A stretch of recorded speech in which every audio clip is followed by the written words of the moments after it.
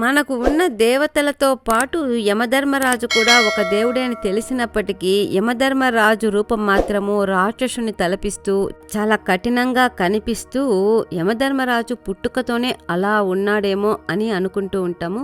అయితే వాస్తవానికి ఆయన కూడా దేవతలందరిలాగానే పుట్టినప్పుడు ఎంతో అందంగా దేవతలతో సమానమైన సుందరమైన రూపాన్ని కలిగి ఉన్నాడు. అంత అందంగా ఉన్న యముడు ఇప్పుడు ఉన్న కర్కశమైన రూపానికి మారడం వెనుక ఒక ఆసక్తికరమైన పురాణ గాథ ఉంది. ఆ కథ ఏంటో ఇప్పుడు తెలుసుకుందాం. Let's get into the video. యముడు సూర్యునికి సంజనకి పుట్టిన కుమారుడు. కొన్ని పుస్తకాల్లో ఈమె పేరు శరణ్యు అని కూడా ఉంటుంది. ఈయనతో పాటు పుట్టిన అమ్మాయే యమి, ఈమెనే యమున అని కూడా అంటారు. వీళ్ళిద్దరూ కవల పిల్లలు. వీళ్ళిద్దరితో పాటు ఇంకొక సోదరుడు కూడా వీరికి ఉన్నాడు. అతడి పేరు వైవస్వతుడు. సూర్యుని యొక్క మరో భార్య ఛాయ కుమారుడే శనీశ్వరుడు. ఈ విధంగా దేవతల కుటుంబంలో సూర్యుని కుమారుడుగా జన్మించిన యమధర్మరాజు మొదట్లో చాలా చాలా అందంగా ఉండేవాడు. మెరిసిపోయే దేహ సౌందర్యంతో పాటు ఎంతో ఆకర్షణ శక్తి కలిగి దేవతలు కూడా చూపు తిప్పుకోలేనంత అందంతో మెరిసిపోయేవాడు. స్వర్గంలో ఉన్న అప్సరసలందరూ కూడా యముని ఆకర్షణ శక్తికి లోబడి యముని చుట్టూనే తిరుగుతూ ఉండేవారు. ఇటు యముడు కూడా ఈ ఆనందంలో తేలియాడుతూ మానవుల మరణాలకు సంబంధించిన తన కర్తవ్యాన్ని మరిచి తన అందానికి తానే అతిశయపడుతూ స్వర్గ భోగాలలో విహరించసాగాడు. ఈ పరిస్థితిలో భూలోకవాసులంతా కూడా సంతోషంలో మునిగిపోయారు.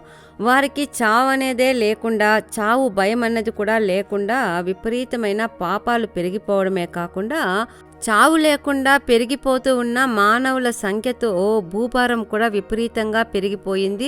భూమిపైన ఉన్న వనరులన్నీ కూడా తరిగిపోయి అందరికీ ఆకలి దప్పులు పెరిగిపోయాయి. మనుషులంతా తినడానికి తిండి కూడా లేకుండా అలమటించిపోవడం మొదలయ్యింది. ఇక ఈ బాధను భరించలేక భూదేవి శివునితో మొరపెట్టుకుంటుంది. మానవుల జనన మరణ చక్రాలకి అధిపతి అయిన శివుడు యముడు ఈ విధంగా కర్తవ్యాన్ని మరచి తిరగడాన్ని సహించలేకపోతాడు. తన అందానికి మిడిసిపడుతూ ఉన్న యమునికి తగిన గుణపాఠం చెప్పాలని నిర్ణయించుకుంటాడు. యమధర్మరాజుని తన చెంతకు రావాల్సిందని కబురు పెడతాడు. తన తప్పు తెలిసిన యమధర్మరాజు శివుని కోపానికి కారణం అవ్వాల్సి వస్తుందేమో అని భయపడుతూనే కైలాసానికి వస్తాడు. అయితే ఎంతో ప్రసన్నంగా శివుడు ఉభయ కుశలోపరి అయిన తర్వాత తనకు దాహంగా ఉందని పక్కనున్న సరస్సు నుండి కొద్దిగా నీరు తెచ్చి ఇవ్వాల్సిందని యముణ్ణి అభ్యర్థిస్తాడు. ఆశ్చర్యపోయిన యముడు సరస్సు నుండి నీరు తేవడానికి అక్కడికి వెళతాడు. నిండుగా ఉన్న నీటితో తొణికిసలాడుతూ ఉన్న సరస్సు పైకి నీరు తీసుకోవడానికని కొద్దిగా ముందుకు వంగుతాడు. నీటిలో నుండి యమునికి తలకి రెండు వైపులా వంపులు తిరిగిన రెండు కొమ్ములు, ఎర్రని కళ్ళు, చిక్కని వంపులు తిరిగిన మీసకట్టు, ఆకుపచ్చ వర్ణం కలిగిన దేహఛాయ కలిగిన ఒక భీకరాకారుడు కనిపిస్తాడు. భయభ్రాంతుడైన యముడు నీటిని తీసుకోకుండానే శివుని దగ్గరకు తిరిగి వస్తాడు. తనకు సరస్సులో కనిపించిన భీకరాకారం గురించి శివునితో విన్నవించుకుంటాడు. శివుడు యముణ్ణి నిశ్చలంగా చూస్తూ ఒకసారి నీ తలని తడిమి చూసుకోవలసిందని చెబుతాడు. ఆశ్చర్యంతో తలని తడిమి చూసిన యమునికి రెండు వైపులా రెండు కొమ్ములు తగులుతాయి. దేహఛాయను చూసుకున్నప్పుడు ఆ నీటి బింబంలో కనిపించిన దేహఛాయ అతనికి ఉండడం గమనించి అప్పటికి యమునికి అర్థమవుతుంది సరస్సులోని నీటిలో ప్రతిబింబించింది తన రూపమే అని. తాను తన ధర్మాన్ని నిర్వర్తించకుండా పక్కదారి పట్టినందుకు వచ్చిన కర్మ ఫలితాన్ని తాను ఇప్పుడు అనుభవిస్తున్నానని తెలుసుకున్న యమధర్మరాజు విపరీతమైన బాధతో చింతాక్రాంతుడవుతాడు. తన తప్పును క్షమించి ఎలాగైనా తనను అనుగ్రహించమని శివుణ్ణి కాళ్ళవెళ్ళ పడతాడు. అయితే శివుడు తక్షణమే ధ్యానముద్రలోకి వెళ్ళిపోతాడు. యమధర్మరాజు ఎంత వేడుకొన్నప్పటికీ శివుడు ధ్యానం నుండి బయటకు రాడు. చేసేదేమీ లేక యముడు బ్రహ్మలోకానికి వెళతాడు. అయితే బ్రహ్మ సరస్వతి ఇరువురు కూడా యముని రాకను ఏమాత్రము పట్టించుకోరు. ఇక చివరిగా యమధర్మరాజు విష్ణువు దగ్గరికి వెళతాడు. వైకుంఠంలో ఉన్న శ్రీ మహావిష్ణువు, శ్రీ మహాలక్ష్మిలు కూడా యముని రాకను ఏమాత్రము పట్టించుకోకుండా వారి ధ్యాసలో వారు ఉంటారు. యమునికి ఇక వేరే దారి ఏమీ లేకపోవడంతో అక్కడే ఉండిపోయి వేల సంవత్సరాలు శ్రీ మహావిష్ణువు కోసము తపస్సు చేయనారంభిస్తాడు. చివరికి శ్రీ మహావిష్ణువు యముణ్ణి అనుగ్రహించి తాను తిరిగి అతని రూపాన్ని తీసుకురాలేకపోయినా కొమ్ములను మాత్రము వేరే జంతువుకి వెళ్ళేటట్లు చేయగలనని చెబుతాడు.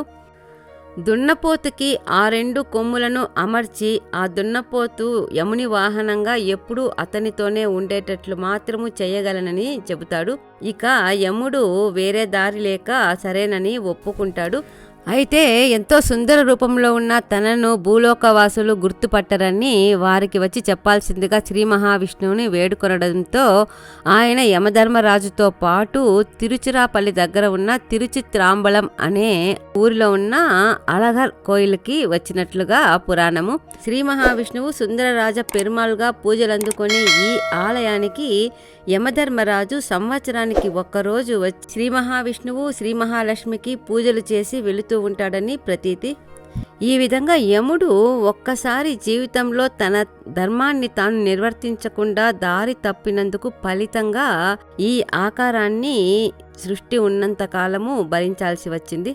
ఇదండి యముడు వంపులు తిరిగిన కొమ్ములు కలిగిన దున్నపోతు వాహనం మీద యమదండము యమపాశాన్ని 2 చేతులలో ధరించి విచిత్రమైన మేని కాంతితో ఎర్రగా జీరలు వారిన కన్నులతో కనిపించడానికి వెనుక ఉన్న కారణము. ఇదండి ఈ రోజు మనం చెప్పుకున్న పురాణ గాథ. తొందరలో ఇంకో మంచి వీడియోతో మళ్ళీ కలుద్దాం. అంతవరకు సెలవు. ఇంతవరకు విజ్జి విండోస్ని సబ్స్క్రైబ్ చేసుకోకుండా ఉంటే తప్పకుండా సబ్స్క్రైబ్ చేసుకోండి. పక్కనే ఉన్న బెల్ ఐకాన్ ప్రెస్ చేయండి.